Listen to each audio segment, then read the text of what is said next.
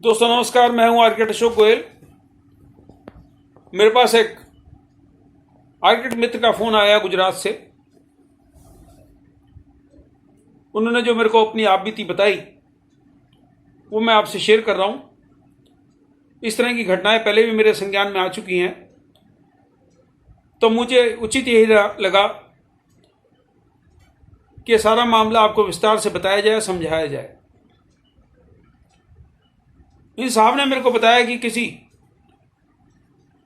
Software company ने उनको email भेजा कि आप फलाना ठिकाना सॉफ्टवेयर आप इस्तेमाल कर रहे हैं, इतने समय से इस्तेमाल कर रहे हैं, हमारे सॉफ्टवेयर की सालाना फीस 1 लाख रुपए है, आपने 15 कंप्यूटर में डाल रखा है, 3 साल से आप इस्तेमाल कर रहे हैं, 45 लाख रुपए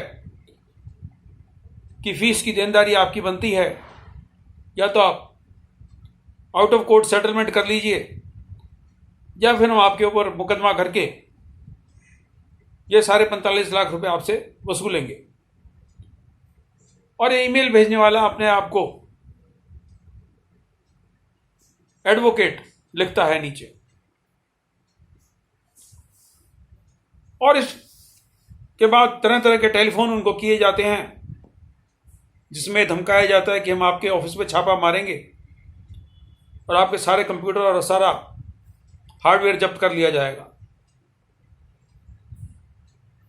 दोस्तों, इसमें कई सारे पहलू हैं जो आपको समझने की जरूरत है। इस तरह का पहले भी एक वाकया हुआ है जिसमें किसी आर्किटेक्ट के ऑफिस में इसी तरीके से घुसने का प्रयास किया गया। उस आर्किटेक्ट ने बहादुरी दिखाई, उस व्यक्ति को और 2-3 लोगों को पकड़ लिया, पुलिस में उनके खिलाफ केस दर्ज कराया, और जो व्यक्ति अपने आप को किसी सॉफ्टवेयर कंपनी का ऑथराइज एजेंट बोलता था, उसने उस कंपनी से ही नौकरी छोड़ दी जिस कंपनी ने उसको, जो कंपनी अपने आप को सॉफ्टवेयर कंपनी का ऑथराइज एजेंट बताती थी। उसको लगा कि मैं बहुत गहन मुसीबत में फंस गया हूं किसी के ऑफिस में ट्रेसपास करने के जुर्म में। अब सारी बात विस्तार से समझिए। कोई भी व्यक्ति आपके ऑफिस में किसी प्रकार से सो कॉल्ड ऑडिट करने के लिए नहीं घुस सकता। किसी भी व्यक्ति, किसी भी संस्था के ब्लैकमेल में आपको आने की जरूरत नहीं है। किसी भी व्यक्ति से आप इस तरह के किसी प्रकार के आउट ऑफ कोर्ट सेटलमेंट के लिए उसको 1 रुपए का भी भुगतान ना करें। 10 लाख, 5 लाख या 45 लाख रुपए बहुत बड़ा अमाउंट है। ये सारे के सारे फ्रॉड लोग हैं। कहीं ना कहीं से आर्किटेक्ट्स की लिस्ट उठा के या जो और प्रोफेशनल्स हैं उनकी लिस्ट उठा के, उनको जगह जगह से ईमेल एड्रेस उठा के उनको ब्लैकमेल करते हैं।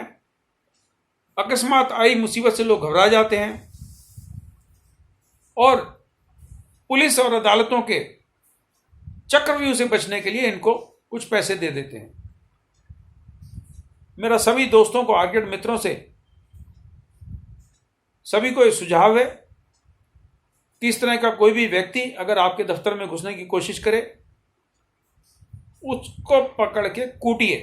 मैं खुलेआम वीडियो चैनल पे बात बोल रहा हूं, अपने चैनल पे बात बोल रहा हूं कि कोई भी इस तरह का फ्रॉड आपके दफ्तर में घुसने की कोशिश करे, ट्रेसपास करने की कोशिश करे, उसको पकड़ के पीटिए आप, और उसके बाद उसकी पुलिस में रिपोर्ट लिखाइए कि आपके दफ्तर में नाजायज रूप से उसने घुसने की कोशिश की, उत्पात मचाने की कोशिश की। किसी प्रकार का किसी संस्था को, किसी ऑथराइज एजेंट को अधिकार नहीं है कि आपके दफ्तर में घुस के किसी प्रकार की कोई छापेमारी करे, आपके कंप्यूटर को हाथ लगाए, आपके किसी भी सॉफ्टवेयर की जांच पड़ताल करे। इसके लिए मजिस्ट्रेट से परमिशन लेने की जरूरत पड़ती है, अदालतों में जाके परमिशन लेने की जरूरत पड़ती है। उसके बाद ही वायलेशन ऑफ कॉपीराइट का आप किसी जगह पे छापेमारी कर सकते हो। मैं कॉपीराइट के मुकदमे, मेरी किताबों में से कुछ लोगों ने चोरी करी थी, कॉपीराइट के मुकदमे जीत चुका हूं। मुझे मालूम है कि कॉपीराइट एक्ट क्या है। कॉपीराइट एक्ट में सॉफ्टवेयर भी आते हैं, कॉपीराइट एक्ट में म्यूजिक भी आता है, कॉपीराइट एक्ट में इवन यूट्यूब पे वीडियो भी आते हैं। तो किसी भी बेईमान से डरने की जरूरत नहीं है। मेरे इस वीडियो को शेयर कीजिए, अपने अधिक से अधिक आर्किटेक्ट दोस्तों के पास पहुंचाइए। मुझे पता चला है इस तरह से और बहुत सारे लोगों को ब्लैकमेल करके पैसे ऐंठने की कोशिश की जा रही है, कुछ लोगों से पैसे ऐंठने में सफल भी रहे हैं।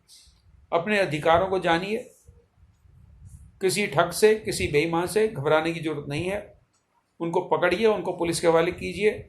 और उसके बावजूद भी अगर ये इस हद तक जा सकते हैं कि आपके संस्था पे, आपके ऑर्गेनाइजेशन पे मुकदमा करते हैं, तो उस मुकदमे को भी आप बाकायदा लड़िए। इन लोगों के किसी प्रकार का मुकदमा जीतने का कोई चांस नहीं है।